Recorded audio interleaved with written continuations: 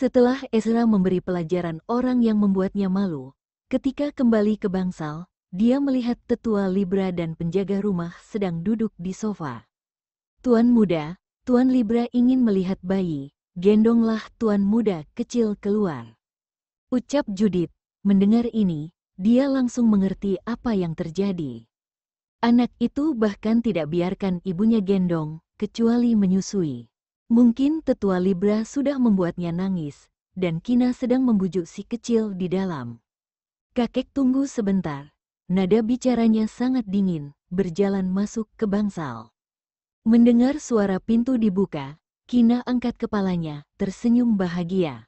Sudah pulang? Ya. Dia berjalan ke arahnya. Cepat gendong putramu, rewel sekali. Aku tidak tahu harus berbuat apa. Kina buru-buru serahkan Clayton padanya. Meski tidak bisa biarkan anak menangis terus-menerus, tapi tidak boleh selalu gunakan cara menyusui untuk menghiburnya. Anak masih kecil, masih rentan, tidak tahu kontrol makan, makan terlalu kenyang juga tidak bagus, nanti bisa muntah. Istirahatlah. Setelah Ezra memberitahunya, dia peluk si kecil keluar dari kamar. Anak ini hanya nempel pada dia seorang, ini membuatnya merasa sangat senang. Vito yang dipukul babak belur oleh saudaranya, berbaring di ranjang rumah sakit, meminta dokter mengobati lukanya sambil bermain HP, melihat skandal dirinya dengan wanita itu untuk menenangkan hatinya. Kemudian, trending topik di urutan pertama berubah menjadi klarifikasi Albert. Dia tiba-tiba terduduk di ranjang rumah sakit, mengklik trending topik melihat isinya. Albert mengirim sebuah posting di Twitter. Sudah jadi ibu angkat, ayah dan ibunya sangat tampan. Bayi ini setelah umur 18 tahun pasti ganteng sekali. Terima kasih atas perhatian semuanya. Lalu ada dua gambar yang dipost. Salah satunya adalah foto Albert dengan Kina dan anaknya, tapi wajah Kina diblur, dan foto lainnya adalah screenshot momen yang diposting Vito semalam. Meski tidak langsung klarifikasi skandalnya dengan Vito, tapi orang luar yang melihat kedua foto ini tahu, alasan Vito pergi menjemputnya di bandara, dan kemunculan mereka di waktu yang sama di rumah sakit bersalin. Melihat komentar penggemar di kolom komentar, mereka tahu selera Dewi tidak akan begitu buruk, mana mungkin jatuh cinta pada Vito. Para reporter entertainment itu sungguh menjijikan, hanya mengandalkan satu foto untuk mengarang isi. Banyak penggemar mengatakan Dewi mereka tidak buta, mana mungkin mencintai tuan muda ketiga, mendingan jatuh cinta pada Himura, presidir entertainment dari perusahaan apa itu. Vito hampir muntah melihat komentar terima kasih, sialan, dia dengan wanita itu adalah pasangan sempurna, tidak perlu persetujuan monster-monster ini. Belakangan, ada beberapa penggemar fokus pada tempat lain. Misalnya ada penggemar berkata, tunggu, aku sadar masalah di sini cukup rumit. Albert adalah ibu angkat putra abang kedua Presidir Okto. Muncul pertanyaan, siapa ibu anak angkatnya? Apa hubungan nyonya muda kedua dengan Dewi Albert? Vito kembali membaca komentar, tapi tidak melihat komentar yang membuatnya bahagia. Sialan, susah payah dia minta orang naikkan skandal ini, malah ditekan oleh posting Twitter wanita itu. Presidir Okto, biarkan aku obati lukamu dulu, ucap dokter hati-hati melihat ekspresi dia berubah menjadi suram. Bergumam dalam hati, pria ini memang jahat, sekalipun wajahnya terluka tetap terlihat tampan, sebaliknya aura jahatnya semakin terpancar. Cepat selesaikan, perintah Vito. Wajahnya tidak boleh hancur. 2 hari kemudian dia harus kembali ke Zaun untuk syuting.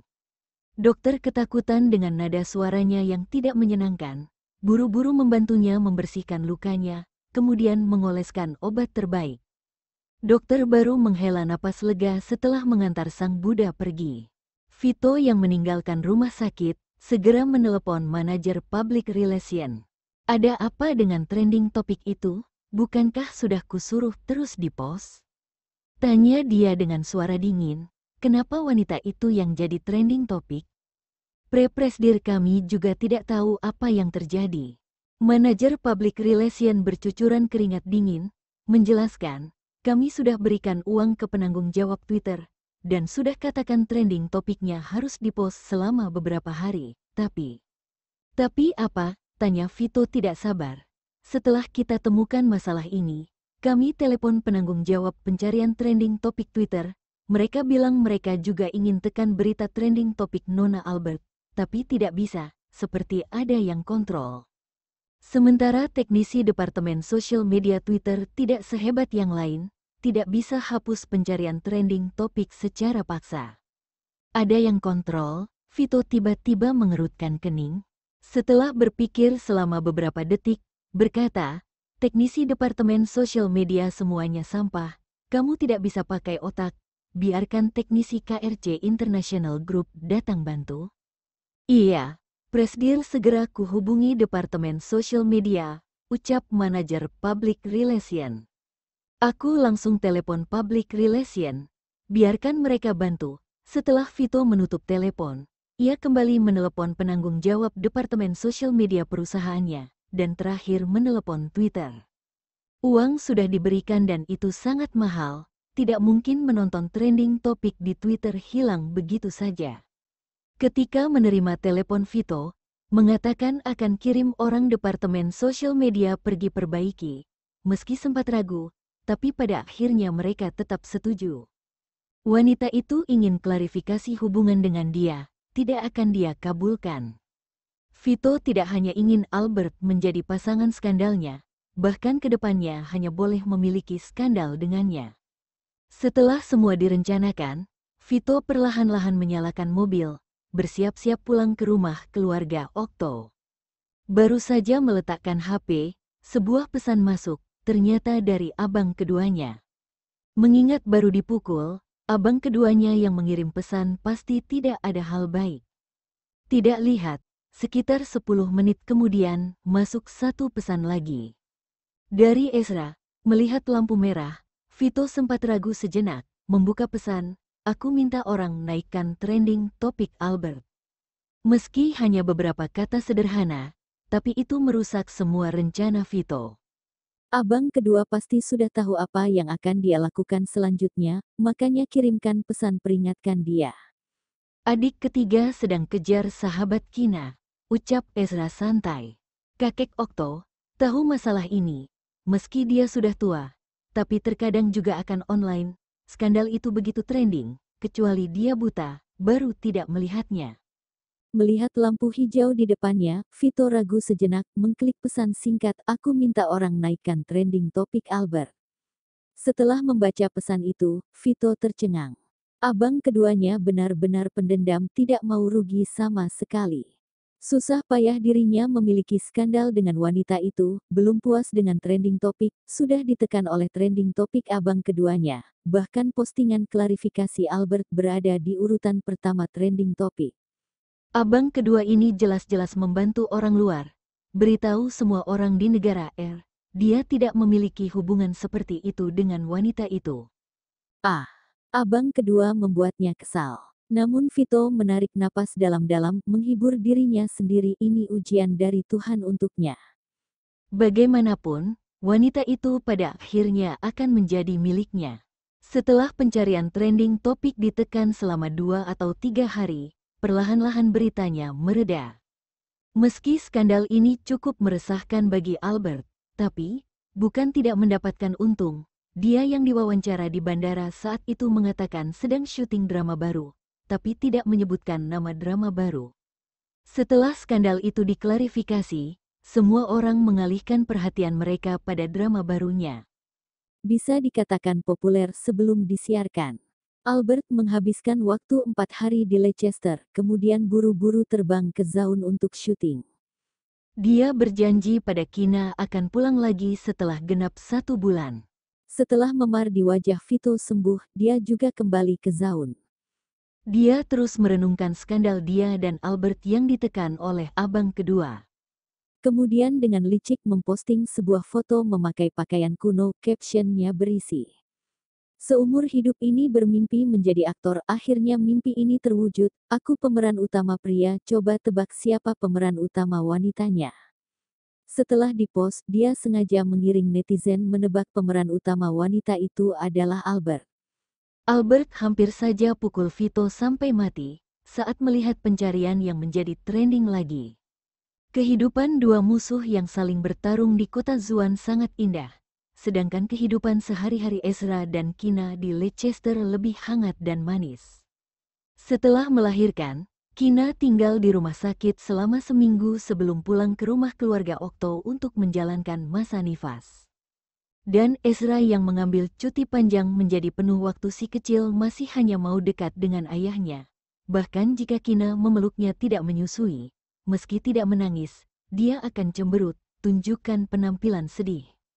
Hari ini, Kina yang baru saja menyusui si kecil mencium bau aneh, lalu mengendus kemana-mana. Detik berikutnya, dia mengambil HP yang ditaruh di samping, menelepon pria itu, "Ezra, anakmu pup." Karena ada Ezra yang sangat totalitas, bisa dihitung berapa kali dia mengganti popok putranya sejak lahir hingga sekarang. Setiap kali ganti popok, gerakan tangannya tidak lancar. Dan karena anak itu tidak mau dengan orang lain, bahkan si kecil mandi pun dilakukan pria ini sendiri. Iya, sebentar, Ezra menangani beberapa urusan penting di ruang kerja. Setelah mendapat panggilan, ia segera berhenti bekerja, meninggalkan ruang kerja. Meski sedang cuti, ada beberapa dokumen penting yang perlu diperiksa dan ditandatangani dia. Setiap hari harus sibuk sekitar 4 atau 5 jam. Untungnya, 3/4 waktu si kecil lebih banyak tidur. Kurang dari setengah menit, pria jangkung dan mulia mendorong pintu ke kamar, datang ke tempat tidur. Mengendong si kecil dengan terampil, pergi ke kamar mandi, bersihkan si kecil dan pakaikan popok baru. "Aku gendong turun, temani kakek sebentar." Setelah itu, gendong anaknya meninggalkan ruangan. Aula keluarga Okto, hati kakek Okto meleleh melihat si kecil yang imut, ingin memeluknya sebentar. Tapi anak ini hanya boleh digendong oleh ayahnya. Begitu digendong orang lain langsung menangis. Kakek Okto tidak tega membuat cicit kesayangannya menangis. Meski hatinya gatal, dia hanya bisa menahannya. Kalau anak perempuan, pasti tidak begitu sulit didekati, ucap Ezra melirik kakeknya, dengan nada mengejek di atas penderitaan orang lain. Dulu ketika putranya belum lahir, kakek terus berseteru dengannya, bersikeras mengatakan anak laki-laki. Sekarang benar-benar anak laki-laki, tapi si kecil tidak mau ikut siapapun, ini termasuk memberinya muka.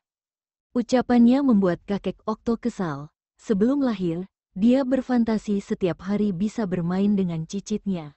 Ketika cicitnya tumbuh dewasa, dia akan mengajaknya keluar dipamerkan kepada teman-teman lama. Siapa sangka anak ini tidak mau ikut siapapun. Ayah, hanya bisa menangis pikirkan ini. 2 tahun lagi, kamu dan Kina lahirkan anak perempuan lagi. Paksa kakek Okto. Dia sangat menyukai cicit ini, tapi dia juga ingin memeluknya. Si kecil ini tidak biarkan dia peluk, hanya bisa tunggu cucu dan istri cucunya lahirkan anak kedua, baru bisa gendong sepuasnya. Bisa jadi anak kedua juga laki-laki, ucap Ezra patahkan fantasi kakek Okto. Tidak ada kata terlambat bagi seorang pria untuk membalas dendam. Kala itu, kakek sengaja berseteru dengannya, sekarang dia membuat kakek kesal. Benar saja, setelah kakek mendengar ini, dia mendesah marah, tidak bisa berkata apa-apa.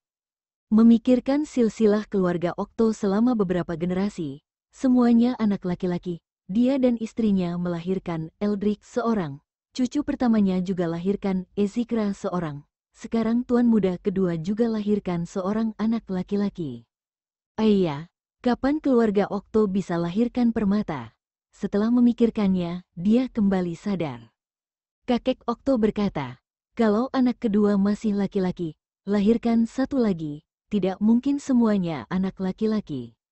Aku sudah diskusikan dengan Kina, paling banyak hanya bisa lahirkan satu lagi, kalau masih anak laki-laki, apa boleh buat, ucap Ezra mengangkat kedua bahunya tidak berdaya. Sejak merawat putranya, pria pendiam itu mulai banyak bicara. Tidak bisa, harus lahirkan anak perempuan, ucap kakek ngotot. Kakek bisa bagikan 2 jatah untuk adik ketiga. Dia menarik seseorang ke dalam air tenang. Maksudmu tuan muda ketiga? Dengus kakek Okto. Si tuan muda bandel itu, dia merasa tidak bisa mengandalkannya seumur hidup ini. Iya, jawab dia, sebenarnya dia juga ingin punya anak perempuan. Kalau anak kedua masih anak laki-laki, pasti akan lahirkan satu lagi. Tapi dia tidak akan beritahu kakek, wanita di luar sana tidak pantas lahirkan darah daging keluarga Okto. Ucap kakek Okto dengan jijik, ibu dari anak-anak keluarga Okto, tidak perlu memiliki banyak kekayaan, tapi harus memiliki latar belakang keluarga yang baik, memiliki kecantikan dalam dan luar yang luar biasa.